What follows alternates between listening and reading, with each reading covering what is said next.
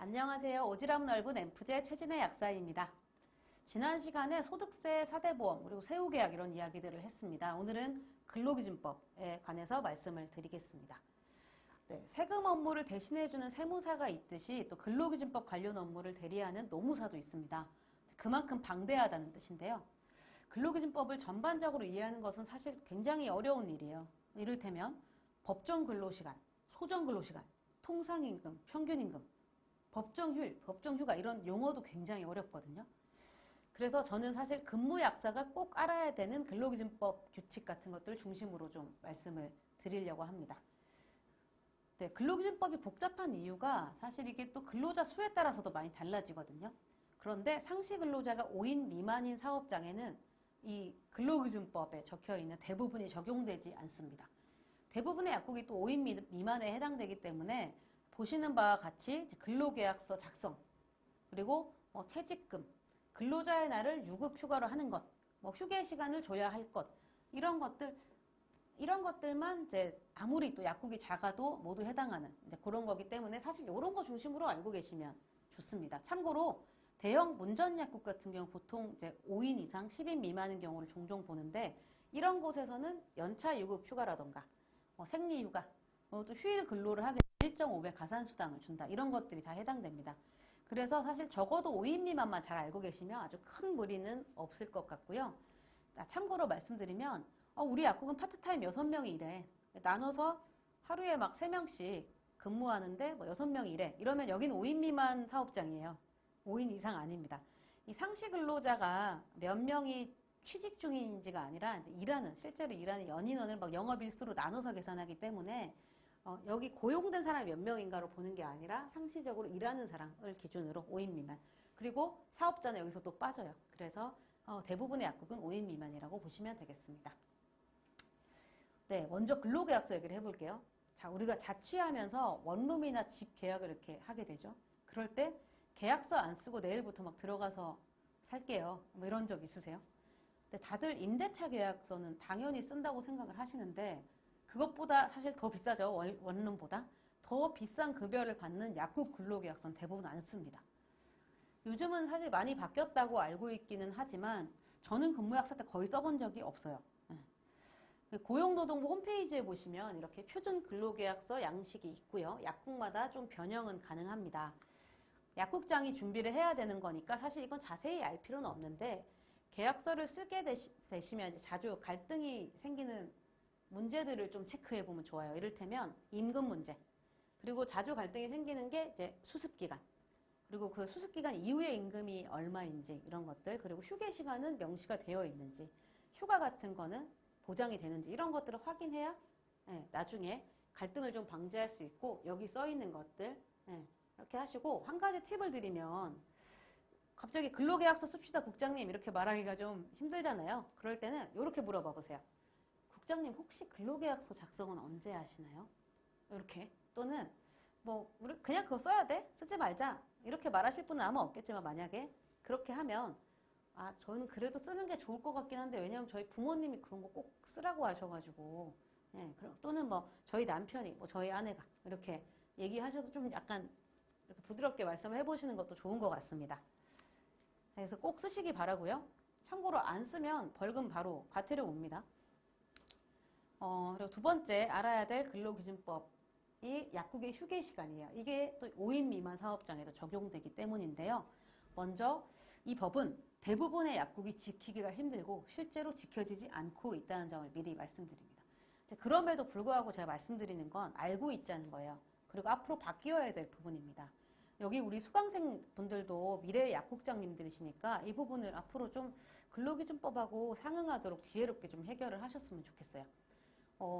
4시간, 여기 보시면 근로시간이 4시간인 경우에 30분 이상, 8시간인 경우에는 1시간 이상의 휴게시간을 근로시간 중에 주어야 합니다. 그리고 이 휴게시간은 근로자가 자유롭게 이용할 수 있어야 한다. 쉽게 말하면 집에 다녀와도 되고 나가도 되고 그렇게 좀 정해져 있고요.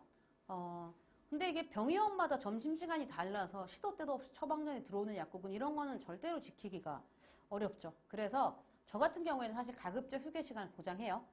1시간을. 근데 쉬지 못한 경우에는 일찍 보내드리거나 또는 돈으로 좀 드리거나 이렇게 하고 있어요. 사실 근데 이것도 원칙적으로는 안 돼요. 그리고 원칙적으로 또 근로시간 도중에 부여해야 된다고 하고 있는데 뭐 안 되면 이렇게라도 하시는 게 좋지 않을까라는 생각을 하고요.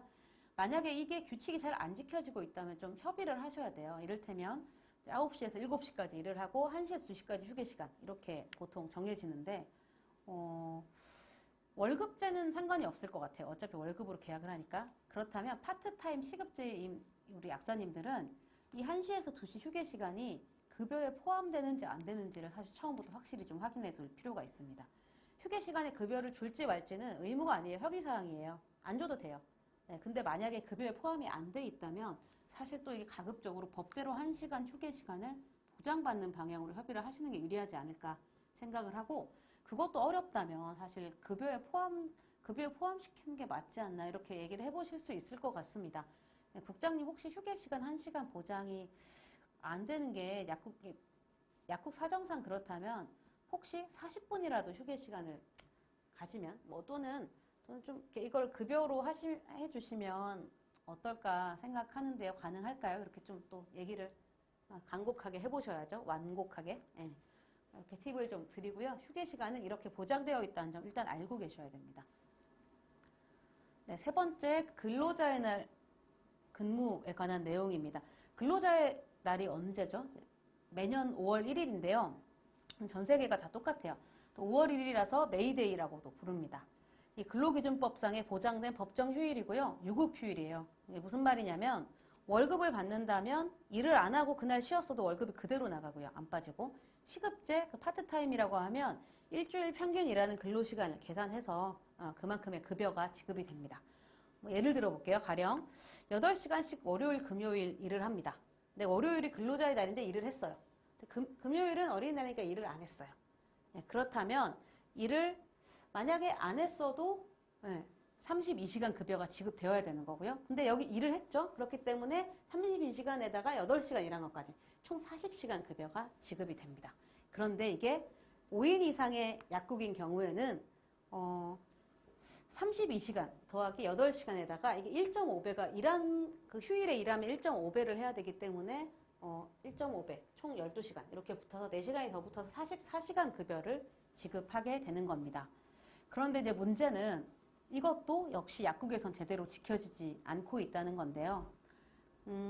대부분 근로자의 날 그 작은 의원들은 영업을 하고 약국도 같이 영업을 하는데 그냥 이게 빨갛게 표시가 안 돼 있기 때문에 그냥 일을 하시는데 사실 엄밀히 말하면 급여를 일하지 않았어도 또는 일을 했으면 더 받아야 된다는 거 알고 계셔야 되고 혹시나 이게 부당해서 원칙대로 해야 되겠다면 잘 말씀드려서 이제 풀어 나가셔야 되고 그리고 만약 그러시다면 나중에 약국을 하셔도 똑같이 원칙을 잘 지키면 좋겠다 이런 말씀을 드립니다. 근무약사일 때는 이거 원칙대로 하고 싶고 또 그 약국장일 때는 원칙대로 안 하고 싶고 그러시면 안 되겠죠? 네, 말씀 좀 드리고 네 번째로 퇴직금은 짧게 말씀드릴게요. 1년 이상 주 15시간 이상 일했다면 예외 없이 퇴직금을 주도록 되어 있습니다. 뭐 다른 걸로 세금을 대신 내주는 걸로 퉁치고 이럴 수가 없어요. 그리고 하나 또 해고사항 말씀드리면 5인 이상에서는 이게 해고가 아주 까다롭거든요. 근데 5인 미만 약국은 이게 안타까운 일인 건지 다행인 건지도 모르겠어요. 특별한 이유 없이 해고가 가능합니다. 그리고 원래 5인 이상이면 서면 통지를 한 달 전에 해야 되거든요. 근데 서면 통지 의무도 없습니다. 네.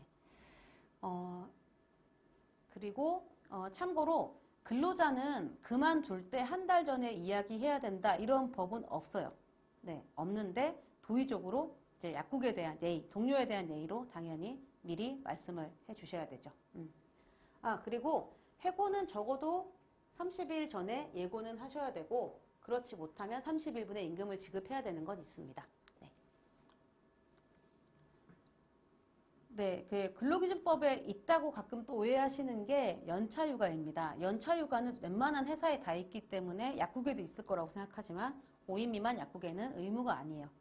네, 이거 하나 말씀드리고 또 수습기간, 수습이라고 또 막 이게 수습기간이면 국장님들이 이건 자주 질문을 하는데 수습기간은 해고가 자유롭냐 얘기를 하는데 수습기간이라고 해고가 자유로운 건 아니에요. 하지만 아까 말씀드린 대로 5인 미만이라서 조금 비교적 자유로운 거고 근데 이게 보통 수습기간에 최저임금의 90%를 줄 수 있게 돼 있거든요. 요것 때문에 사실 다른 업체들은 수습기간을 많이 이용을 합니다.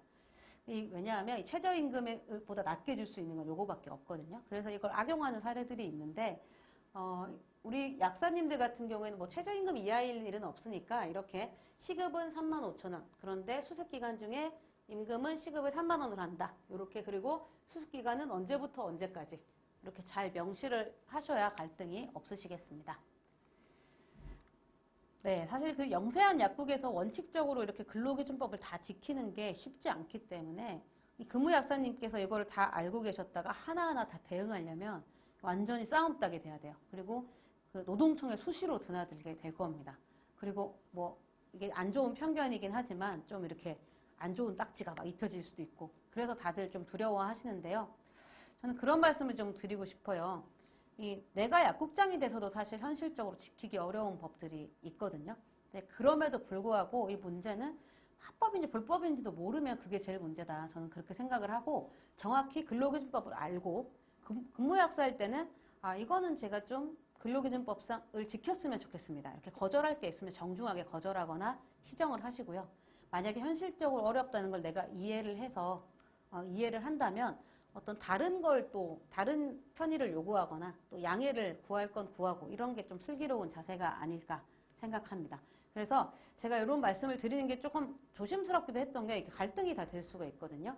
그래서 이런 걸 알고 싸우고 주장하고 뭐 따내라 이런 뜻은 아니에요. 이런 맥락은 아니고요. 틀린 건 틀린 줄 알아야지 거절도 할 수 있고. 네, 이거는 저는 받아들이기 힘듭니다. 뭐 이런 말을 할 수 있다는 맥락에서 오늘 강의를 드렸다는 점을 다시 한번 강조하고 그리고 가급적이면 그것을 되게 또렷하고 이쁘게 말할 줄 알면 좋겠고 다음 또 약국장이 돼서도 같은 원칙을 지키시는 약사님이 되셨으면 좋겠습니다. 그건 예쁘게 말하는 것들은 앞으로 차차 다음 시간부터 배워보도록 하겠습니다. 네, 오늘 근로기준법에 관해서 이야기를 해봤습니다. 감사합니다.